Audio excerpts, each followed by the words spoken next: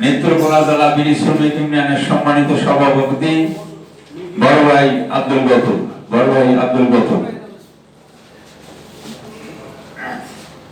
বিসমিল্লাহির রহমানির রহিম। বাংলাদেশ বিড়ি শ্রমিক ফেডারেশন কর্তৃক আয়োজিত আজকের এই আলোচনা সভার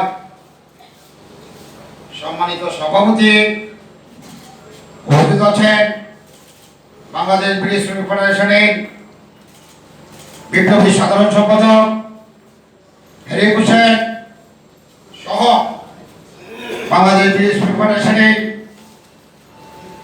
নেতৃবৃন্দ, বিভিন্ন জেলা হইতে আগত বিড়ি শ্রমিক নেতৃবৃন্দ এবং ইলেকট্রিক প্রেস মিডিয়ার সাংবাদিক বন্ধুরা,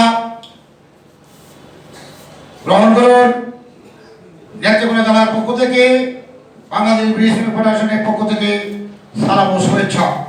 বন্ধুরা আমার, গণমুখী বাস্তব ভিত্তিক বাজেট প্রণয়ন করার মাননীয় প্রধানমন্ত্রীকে অভিনন্দন জানিয়ে আমার বক্তব্য শুরু করছি। বন্ধুরা আমার, আমরা বলেছিলাম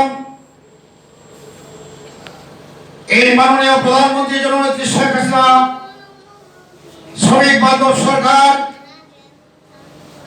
এই বাজেটে প্রমাণ হয়েছে।